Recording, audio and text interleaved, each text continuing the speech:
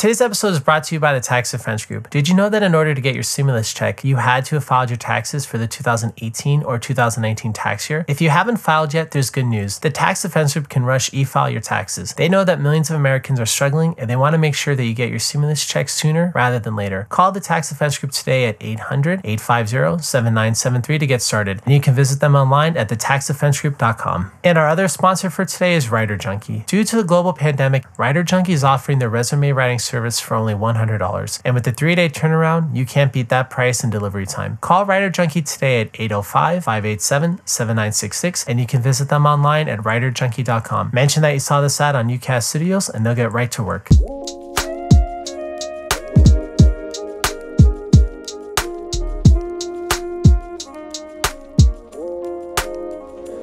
Hi, welcome to the Talk Spot. This is Marcus, and today I'm joined by Gary Wayne, author of Genesis 6 Conspiracy. Gary's been on several times, and it's good to have him back. Gary, thank you for coming on. Well, thank you for inviting me back, and so happy to be with you today, and very much looking forward to the conversation, particularly with what's going on in the world today. I'm not sure whether or not we're going to go in that direction or not, but it's certainly interesting times that we're on, and glad to be able to be with you and talk to you about these things. Well, perfect. If you wouldn't mind, let's jump right into that, because I think that the current state of the world is probably on everyone's mind to some extent. What are your opinions about it, and do you think from a eschatological standpoint, do you feel like these times could tie into Bible prophecy about the end times? I think so, but I wouldn't get too far over our skis as what a lot of people are talking about. This is a significant event, and I'll sort of put that into a frame of perspective for people in terms of where I think we are on the chronology of coming end time events. I would first sort of start off with, though, that I found it interesting when I was listening last week to Andrew Cuomo, and I had heard rumors about some of the descriptions that doctors were saying in some of the hospitals about this virus, and they called it the beast, and probably because it caused so much grief in some of the hot spots. But Governor Cuomo, I heard him like 3 times in about 45 seconds call this virus the beast. And of course, that has all sorts of connotations and everything towards terminology and phraseology that's used in end time prophecy. So I think there's some connections there that maybe we can come back to, but it's not the beast or the beast system, certainly yet. And so let's just talk about this as a pandemic and where it might fit in on a prophetic timeline or chronology. I would start with saying that Jesus gave an oration in Matthew 24 and in Mark 13 and in Luke 21 and 17, and you need to put those two together. But it's basically talking about the same set of events that Jesus talked about for his return and for the end time. And so one of the key prophetic allegories that he put out that we need to learn about is the fig tree generation. What does that mean? Because this generation of the fig tree doesn't pass away until all of the things that he talked about are fulfilled.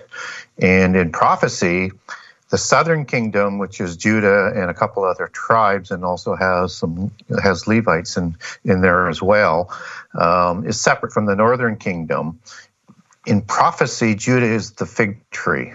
The fig tree is also a tree that Jesus, in sort of foreshadowing what he's going to talk about next, actually causes a dying of a fig tree, and then goes on to talk about how Jerusalem and Judea of his time is going to be overthrown, and the commission is going to be temporarily replaced by Gentile nations, which is a foreshadow to, the Christian church that's going to come after him. And then he says in the fig tree part of the signs of the end time that when you see this fig tree blooming and into summer, then you'll know that this time is near, and all the words that I said will not, will come to pass. My word, this generation will pass away, but my words won't pass away. So what is the fig tree generation?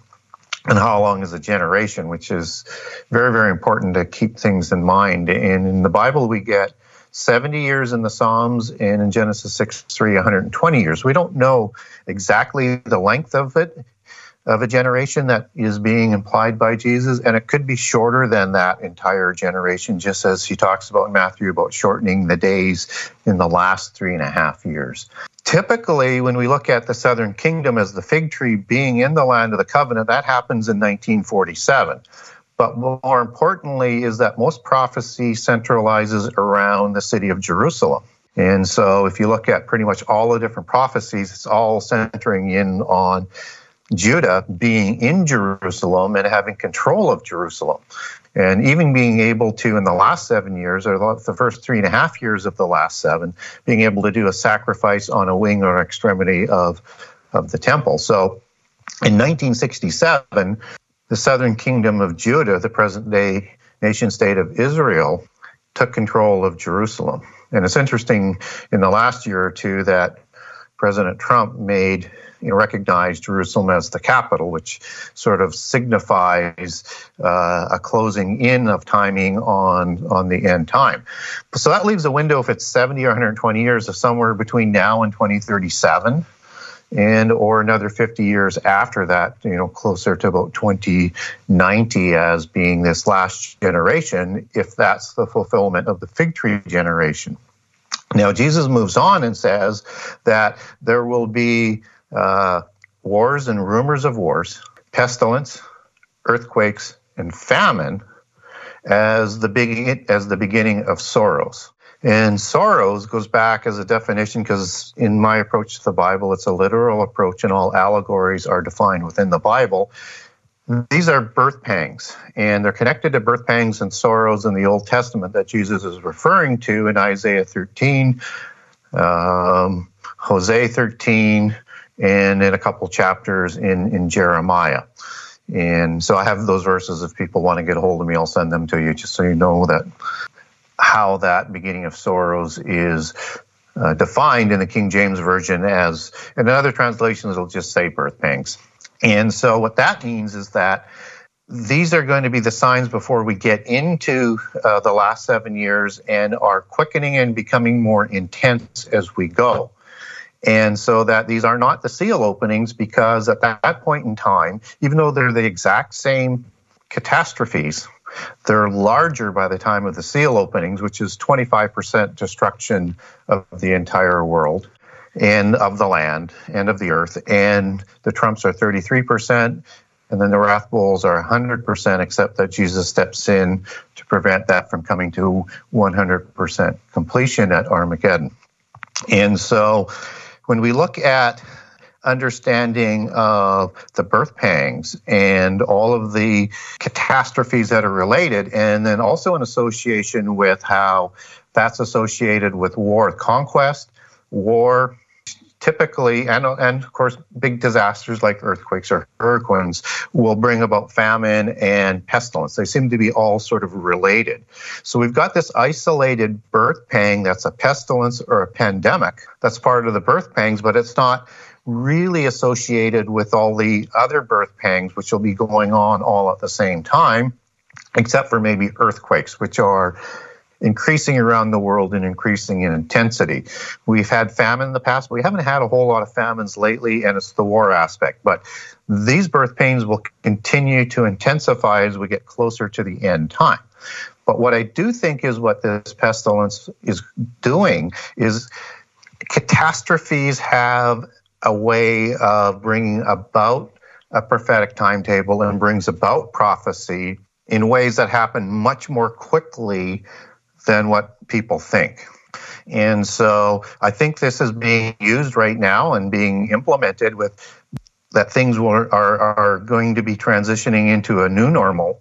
And I would actually call it as an abnormal, if that's the case, as an abomination leading to the abomination, which is the crowning of the Antichrist. So an abnormal state, and that they don't want it to go back. They want it to introduce more of an Orwellian state, because they have a catastrophe now, which is an opportunity, which is used to implement things that they couldn't think of implementing things before. So I think we have to be very, very careful and very, very disciplined in pushing back this opportunity, at least for a while, until there's nothing that we can do to stop the globalists from imposing this new world order that they're seemingly fanatically trying to bring about. And I see all the different angles that governments are united in bringing about all together, seemingly, that there will be no going back if this continues. And so in terms of this being part of the beast system, understand that when it talks about the beast and prophecy, it's talking about three different aspects that will all come together under the crowning of the individual called the beast, which is Antichrist, and the one who comes up out of the abyss, who probably avatars Antichrist, which is a bad Napoleon, and I think Azazel. And that's too long of a rabbit hole to go into, but if people want to get a hold of me, I'll send you a document on that through my website, Genesis6conspiracy.com. That's the number 6. And so he is the first beast, and he's the one that's going to take over the beast system, which is put in place, which is a combination of a medical association delivering health and immortality, probably through an implant with bots that's going to hook up to an AI system, and quantum computing, which will also provide knowledge, which is the second part of godhood, knowledge and immortality, that will become the beast system where you can't buy or sell except for having that mark, and that it can track people everywhere, because anybody who doesn't take the mark or does not worship Antichrist or Satan in the end time is going to be beheaded. And that's in the last 3.5 years, as opposed to the first 3.5 years when that comes about. The third beast is the beast empires. So just as the woman, which is Babylon, which is going to reign as the religion in the first 3.5 years, then you have her being able to bring about this new world order and world government, and that's why she rides the 7 empires, which are the 7 world empires past, which the 7th is the end time world empire, Rome being one before that, and then Greece before that, and then Persia before that, and then Babylon before that. And then typically it's thought of as the 2 pillars after Babel of being Nimrod's extended down the road dynasty of, not that he was king over it, but Assyria, which was a world empire, and Egypt before that. And just as it's a dual prophecy for Daniel 8 as well, where you have 7 coming out of that prophecy, and that, for people who are aware of it, is a prophecy about the king of Greece, which was Alexander. So he's the first one. His empire then gets split into 4 empires and rules. And then after that comes Rome, which was part of that empire. So now you're up to 6. And then the last empire of the end time is the 7th. So it's both prophecies are working and giving more information about the same understanding of this beast kingdom. And it's a 7-headed dragon monster that comes up out of the sea. So the allegory of the beast is for these beast empires, which is the world government of the end time. And then Antichrist is actually the 8th, as he destroys Babylon and sets himself up as king of the world and the false Messiah.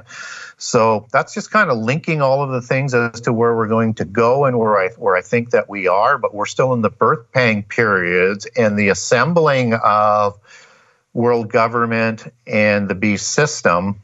And there's a lot more technology to be developed to be able to implement that, but I think they're closing in on that. And out of that, I think we should be prepared, out of these birth pangs, that there are going to appear false prophets, which we haven't seen yet. So we have to watch for that, because they're going to make predictions of catastrophe, whether contrived or just by logical deduction based on wars or whatever. But they're going to create these false prophecies and tell the world, if you do not convert to the one world religion, we're going to be destroyed from the face of the earth.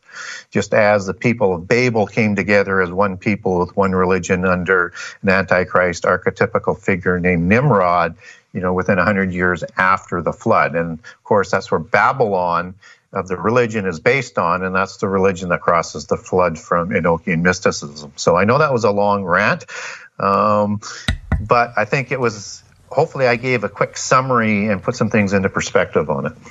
Yeah, no, I definitely think that you did. And I think that, I feel like this whole pandemic and everything we're experiencing right now, I feel like it can easily go a couple ways. I mean, there's the direction of basically everyone just kind of, follows the stay-at-home orders, and it goes on for however long from now until it's over. If that's middle of May or June, or I don't know, even say July. Whatever, however long it may be. I mean, I feel like there's the potential that it could just go that long, and then come whenever time that is later this year, everything will just be kind of back to normal in a lot of the sense. Maybe not every single thing will, you might not be able to go to a mosh pit at a concert, but, largely life will kind of just be back to normal, and everyone will be working and you will be living normal. But I also think that, I don't know, I feel like you can also see the possibility of us going a direction where, because of the pandemic and all of the rules being implemented, I mean, I could see a direction where there is some weird stuff that could come about, something maybe like a Mark of the Beast or something like that. And then, you also add in this element that, that China is, responsible for the virus. And then, you hear them talk about, I mean, at least I've heard in the past, they said they had, a 200 million man army.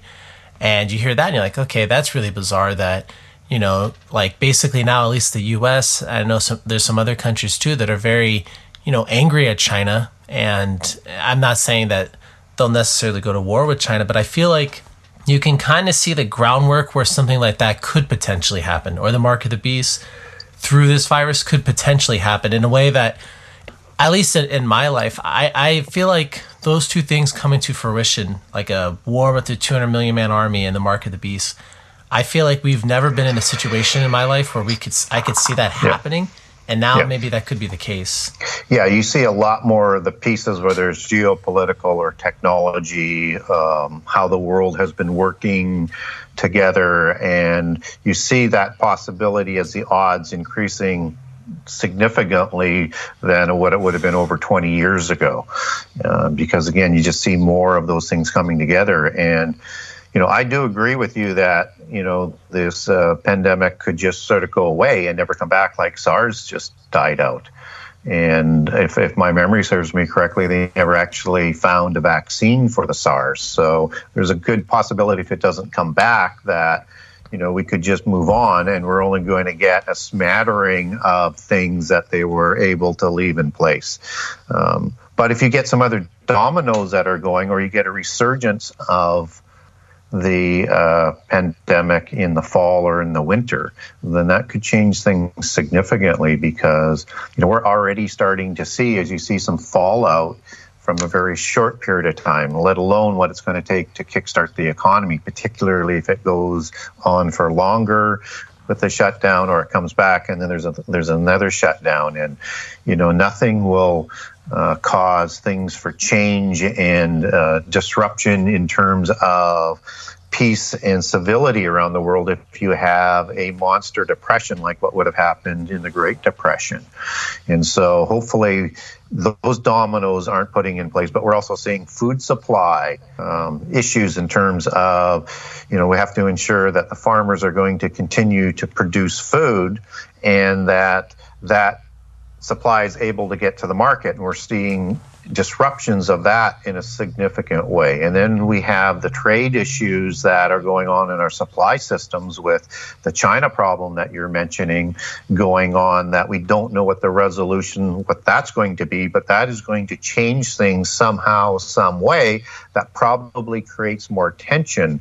And then there'll be the fallout in terms of that relationship as to how much of that supply, which I'm in favor of, is coming back as domestic supply. It just seems to me that anything that is required for the survival of your nation, of your people, you can't outsource. You need to have control over that. And it's been a crime against the countries with the globalist policies of free trade.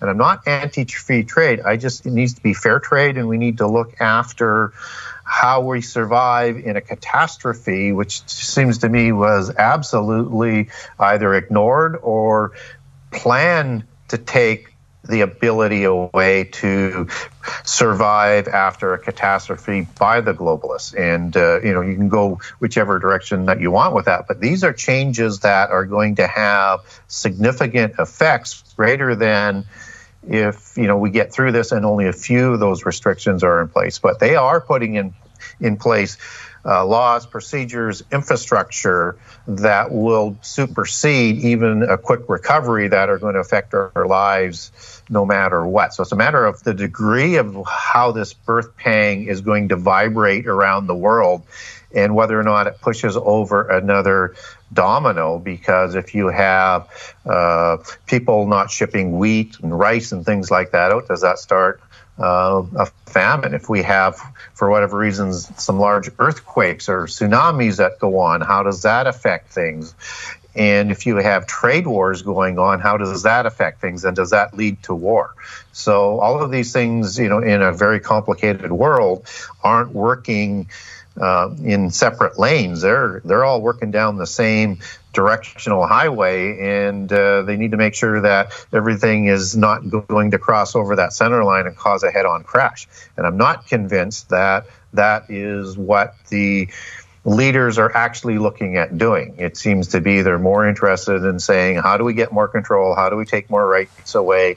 And then how do we create more infrastructure for the coming world government that we want to have? And how do we sell it to the people that, unless you do this, you're going to be destroyed from the face of the earth? And that's the whole strategy with the propaganda that's gone on with this pandemic, when they're talking about, if we don't do that, if we don't completely shut down and then keep you locked in for an extraordinary amount of time, then we're going to have a disease that wipes out most of the population of the earth. And everything that they tend to do in that globalist sort of strategy is in that apocalyptic nature.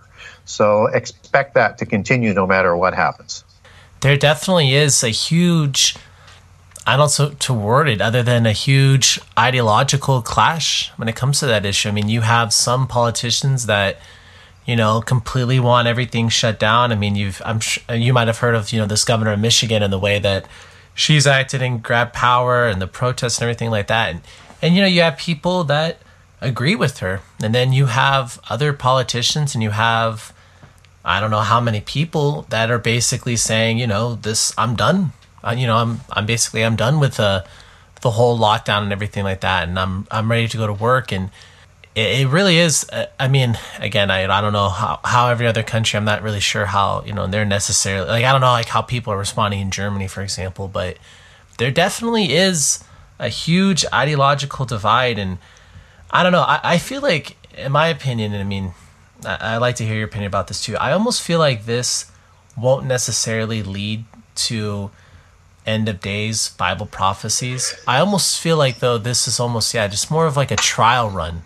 Yeah. Because could you imagine, I don't know, let's just say theoretically, 10 years from now, if something like the virus that we have now comes out again, but this time it actually does kill the amount of people that this virus was, predicted to do. Yep. I mean, I could easily foresee them saying something, okay, in order for you to go into the store, you have to have this microchip implanted in your hand that basically will tell us, we'll scan it when you come in, that'll tell us if you have the virus or not, basically. Yes, immunity cards, as they call them. Again, that's a combination of bringing all that technology together and controlling you through that technology and medical services that you want to have delivered, right? So, and again, we start to see all of this sort of come together, but in terms of being a pandemic that leads right into the apocalypse, you're right, it's not there yet. And that's why I like to sort of reel people back and say, look at it as a birth pang. There's more pandemics coming because more people are going to have to die in these type of catastrophes. And when you look at a pandemic in the past, let's say like the Black Plague. I mean, I don't know what the number was off the top of my head that would have killed in terms of the Western population, but it might have been like 25% or 30% or a horrific number.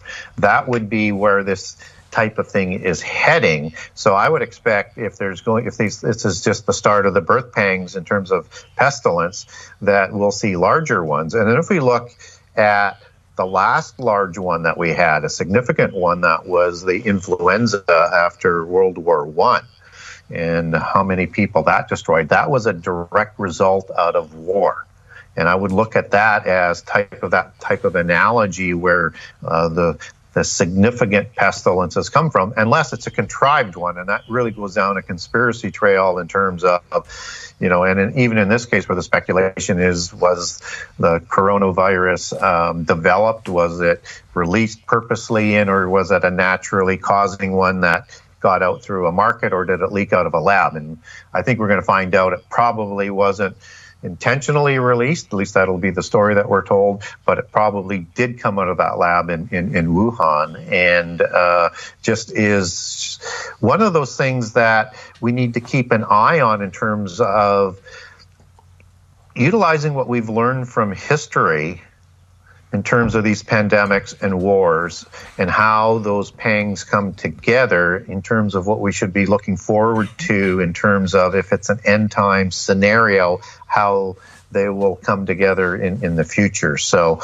I agree with you on that aspect, that we're going to see a resonance of this, whatever changes they put in place of this, but it is still a march towards that globalist occupation. And I don't necessarily look at it as a political divide as much as a globalist divide, although I would say there's more of a globalist movement on the left. I wouldn't certainly, from my understanding of politics, and I have a sort of more traditional look, I look at a liberal as somebody that is significantly different than a progressive and further left than that.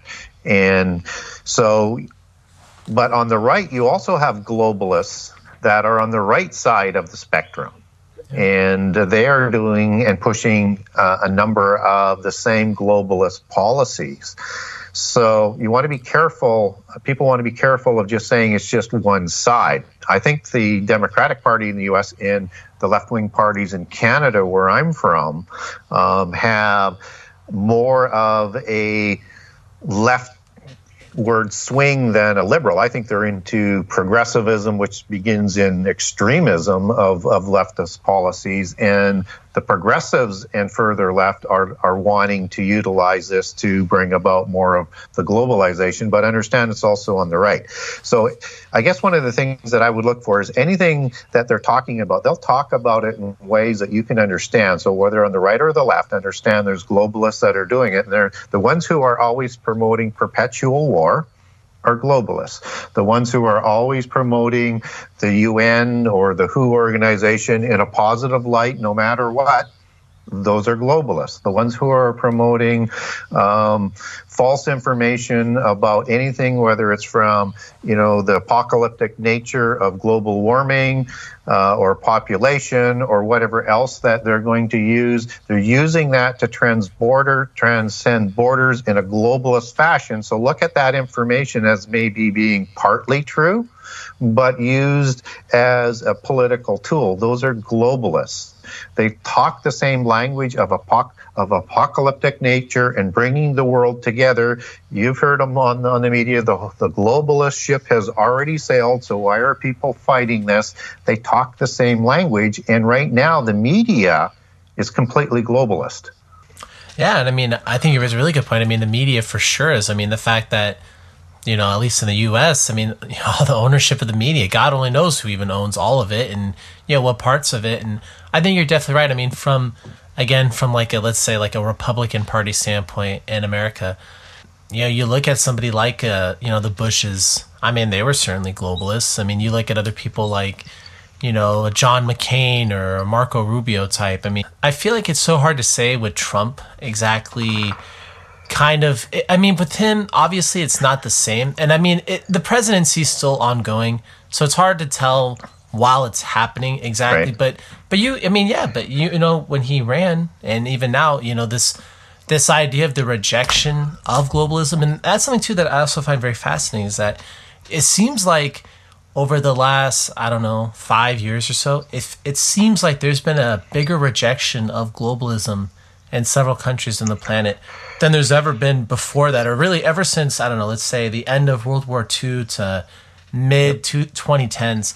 It seemed like there wasn't like a huge push against globalism in a large sense. There were certain countries or leaders that would say, hey, let's do this or that, and maybe they spoke out a little bit against it, but it seems like now over the last 5 or so years, it just seems like there's been a ton of countries that are just outright speaking out against it.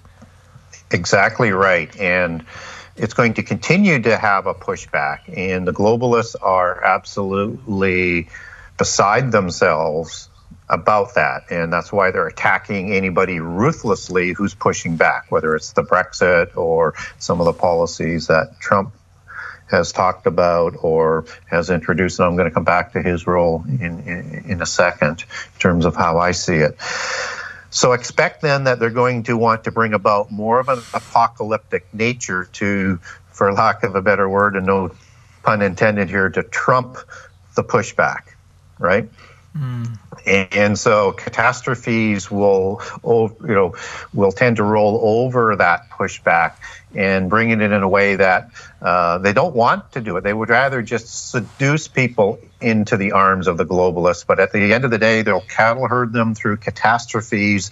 And so expect a lot of contrived wars or catastrophes or fake apocalypses or fake information that is going to get people brainwashed and through fear rush them into the solutions that the globalists are saying. So they're going to create the problem and then present the solution, which is world government and a world religion.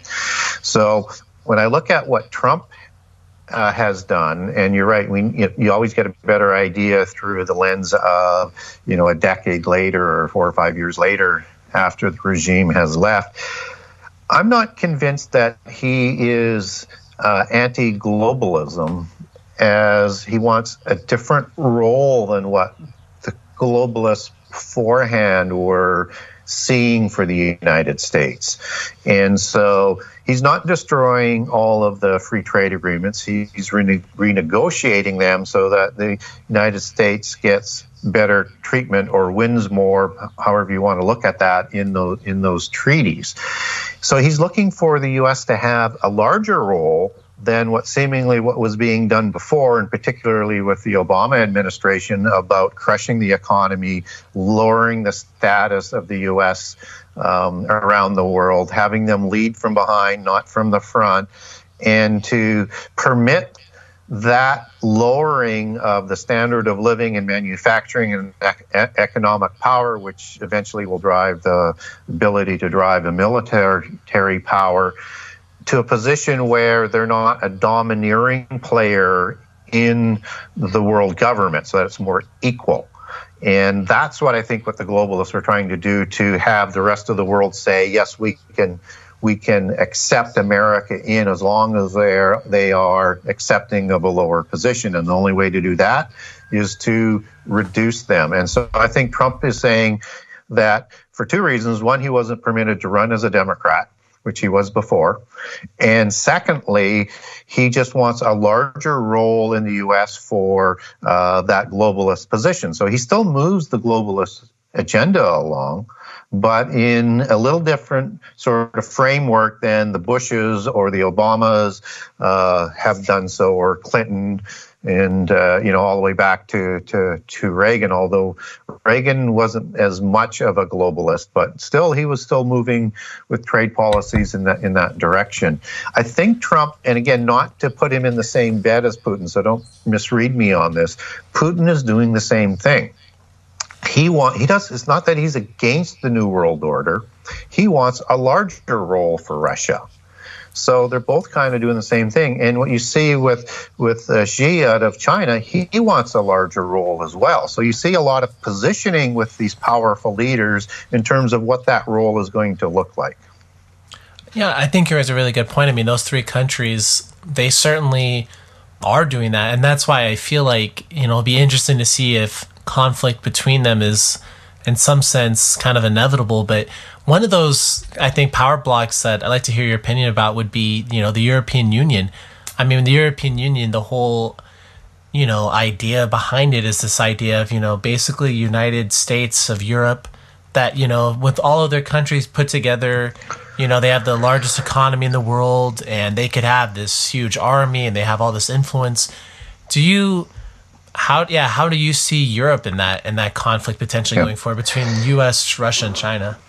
Yeah, I think it's interesting watching that evolution, and so it expanded beyond its ability to run together, and you have a dichotomy in terms of the wealth of the nations, and there's some issues with it. And now you have England, who has separated from that, which was, the globalists are just absolutely apoplectic about. But that, to me, that's just, again, sort of setting up that geopolitical nature for that end time scenario in a better position, because England does have a special role. I do think what happens with Europe is it continues as a bloc, but at some point in time, you're going to see that bloc split into two. I think you're going to have a German and Eastern bloc, so a German-dominated bloc and sphere of influence, and you probably will have a French and Italian-dominating bloc of the other aspect. And it wouldn't surprise me to see Great Britain, Canada, and the U.S. sort of bring that together as one trading bloc down the road either.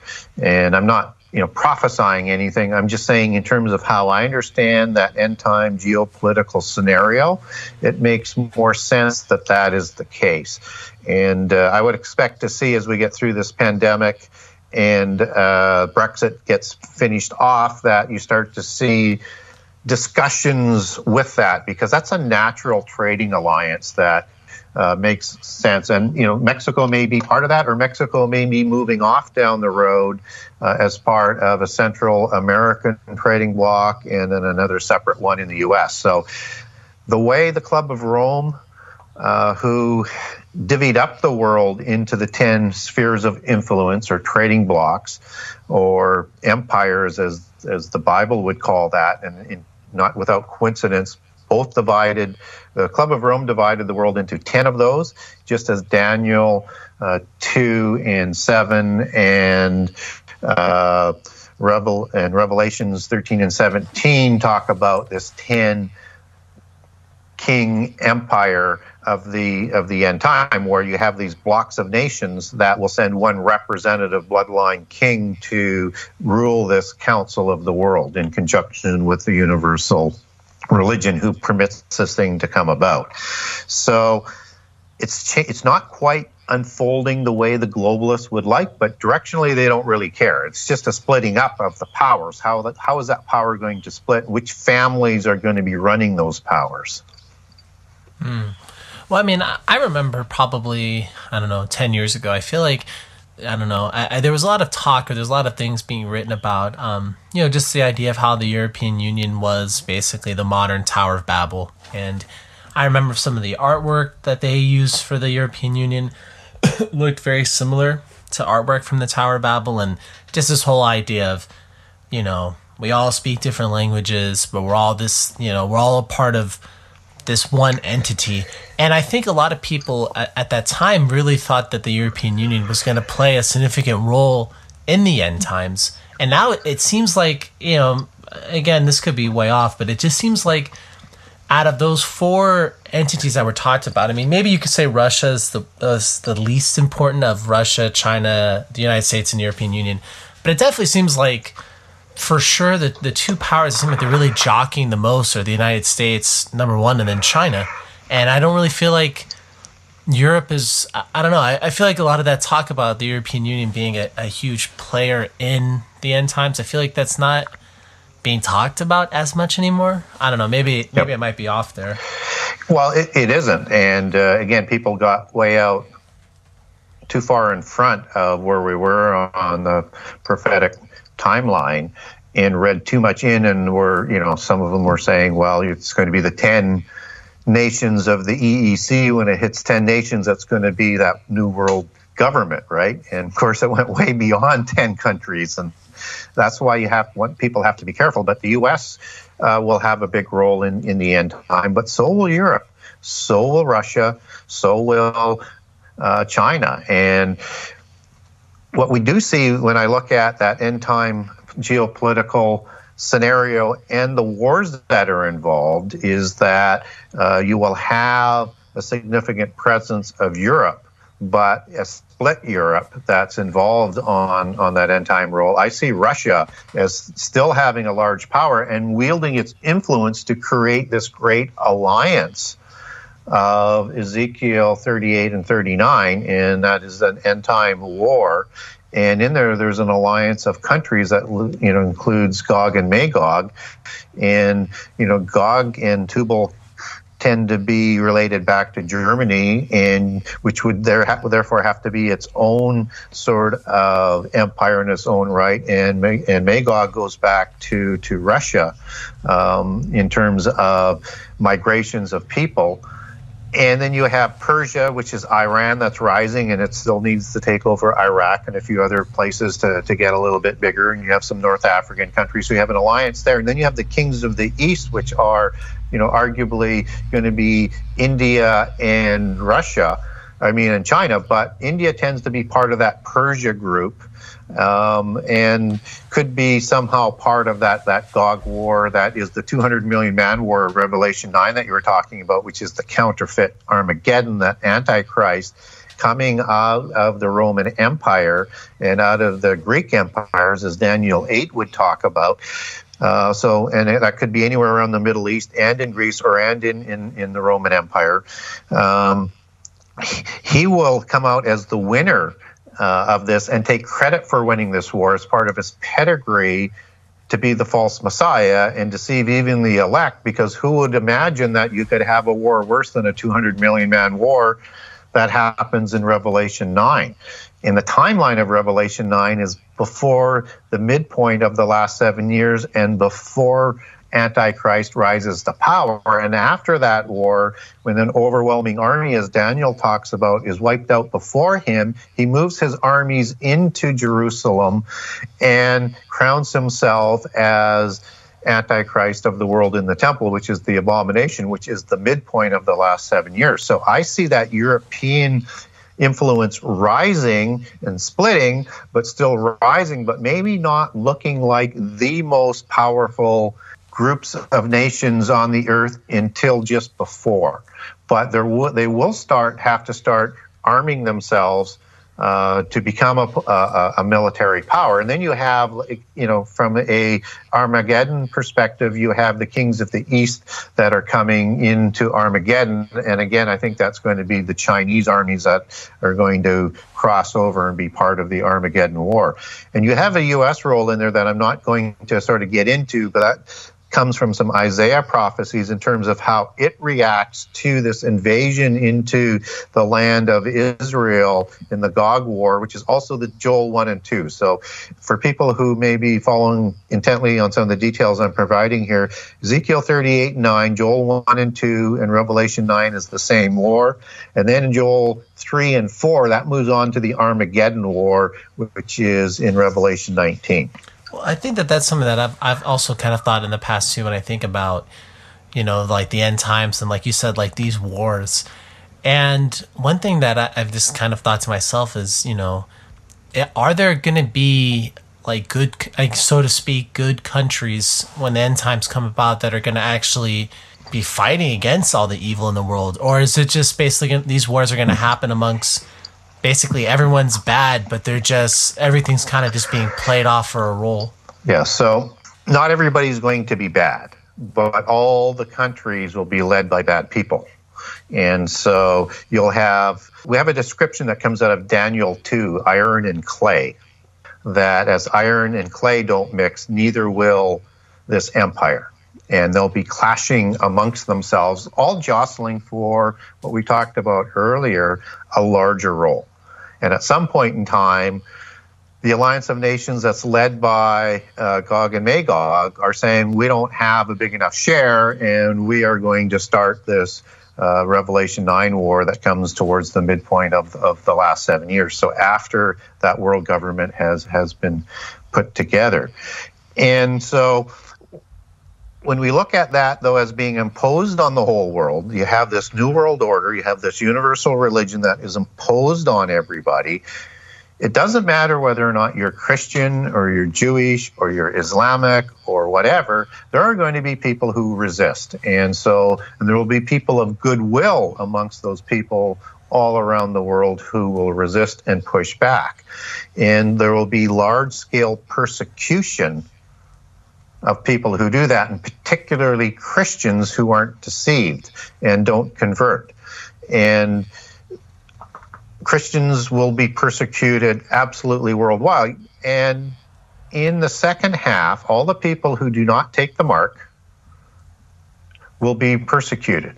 So you don't have to still be a Christian who wasn't raptured before that and still around, or have just converted to be Christian because you've seen the sign of Jesus in the sky after that, not to take the mark. And so you might just agree with the whole system and not take the mark as well. So there will be people that will be pushing back, but there will be persecution of those people, because those who don't take the mark in the last 3.5 years, they're going to be beheaded and they're going to be hunted down. And in the first 3.5, that's done by the Babylon religion. And Babylon religion is destroyed in Revelation 17 by Antichrist just after the midpoint. So it's the Antichrist system that does the persecution in the last 3.5 years. And in the meantime, you've got those two big sets of wars. You have the big war during the Babylonian reign, and then you have the Armageddon war. So all of that is going on, but the countries are led by these bloodlines or strongmen that form these 10 groups of nations or empires or spheres of influence or trading blocks, however it's going to be used for a terminology for that end-time government. But they're going to hold power until Antichrist comes along, overthrows 3, destroys Babylon, and sets up the last 3.5 years. So, I mean, maybe without necessarily going into like a super lot of detail, but you mentioned the United States and maybe the United States' role in all of this. I mean, how do you think the United States will play out? And what do you think about the fact that, and maybe this is a little bit of a rabbit hole, and we have to talk about this another time, but just the whole, I guess, idea of North America and South America being this country of, or these continents of like the new world. And there's so much, Atlantis, I guess, talk about, the North and South America continents, and just something about, especially like, you look at like something like the founding of like America, let's say, and, not to sound too American centric, but there is something about the founding of the country, the literal landing and discovering the land. And it seems like there's so many things about it that seem so, I don't know, so mythical, I guess, and so many of the words are so mythical, even though it's such a modern country in a lot of ways. Yeah, and when I look at what you're saying, there is a lot of history that goes into the setting up of the end time world empire. And the New World, I think, is is a phrase that was used that is, the basis for the New World Order. And both South America and North America were set up to be platforms by the powerful European nations and bloodlines to be a platform and as an example to the world of how to set up the end-time world government. So, and that's a bunch of nation states that are kind of working together. Now, things got a little bit on track, but the U.S. became sort of the ideal model, and what they were trying to do in Brazil didn't quite stick the way they would have liked it to have stuck.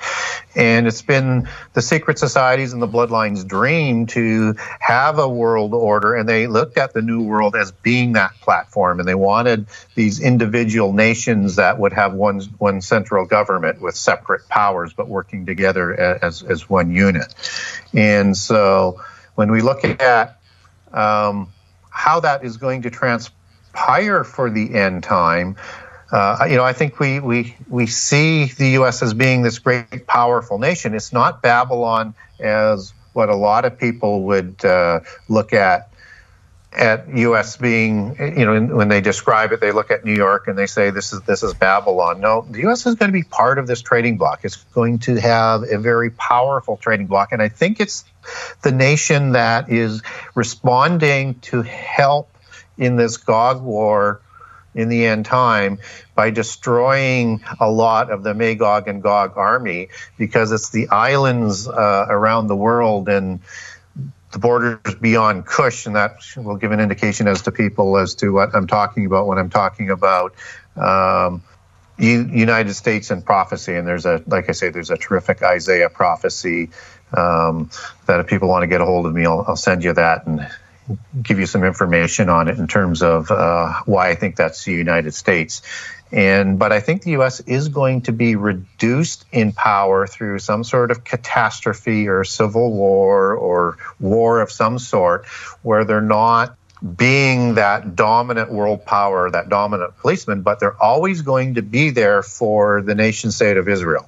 And that is where I think they come in and help out. I think we'll see a rising of South America. I think they're starting to get their economic order together. I don't see them as being this most powerful or group of countries in the end time, but I do see that they have a role in the end time as representing part of that 10 groups of nations. So whether or not it's all of Central and South America together, or Central and South America have separate ones, they're going to be represented amongst the 10, and they have the bloodlines, like with the Incas from the Roca bloodlines, and you have bloodlines that were left from the time of the Spaniards in Central America all the way through. And even though the individual king was assassinated after the Spaniards conquered them, by about the mid-15 say about 1525 to 1530, as my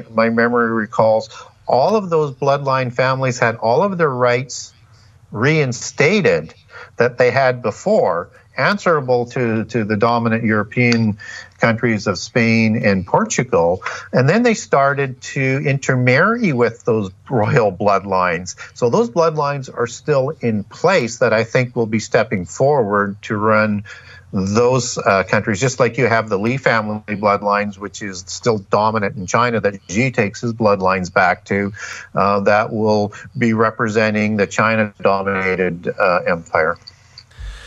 Well, Gary, wow, that was a lot of information. And people talk about these types of issues.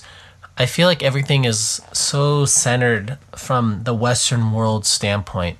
And, there's something really wrong with that. I mean, if you live in the West, it's totally fine to think that way.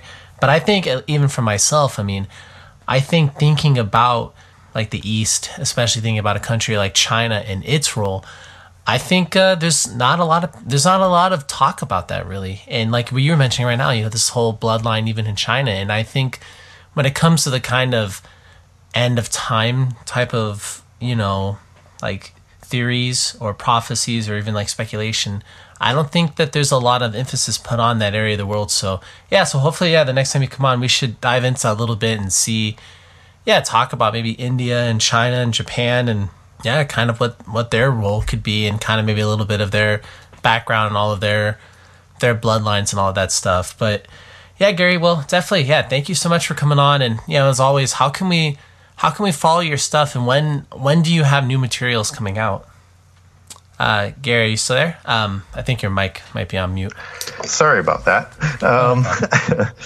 I'm getting a chance now to spend some time and focus on the book I've been working on for a couple of years, and I'm hoping by the end of the year to have that book. It's more of a prophetic book in terms of how the second Exodus applies for the end time, which most people aren't aware of, and they conflate those prophecies with church prophecies and other things. So hopefully I'm going to have that book out towards the end of the year. And, you're absolutely right. A show on how these different bloodlines and families are still around the world is a fabulous, eye-opening topic to give people more of a worldwide perspective, because this is a worldwide thing that's coming, not just a North America-centric set of events. So we need to take a step back and look at things from that kind of perspective. And before I forget, I know I referenced the Isaiah chapter. That's Isaiah 18 if I didn't give the number out, just so that if somebody wants to look at where the U.S. probably fits in, there's markers and things throughout all of that prophecy that you should have a look at, but certainly look at some of the descriptions of that country and what happens to them in the time of the trumpets and the time of the banner or the sign, which is very, very telling. Want to get a hold of me in terms of this information? Go to my website, the Genesis6conspiracy.com. That's the number 6conspiracy.com. There's an email on there, and I'll send you any information that I have. If I have it to you, or if you want to ask me a question, I'll get back to you.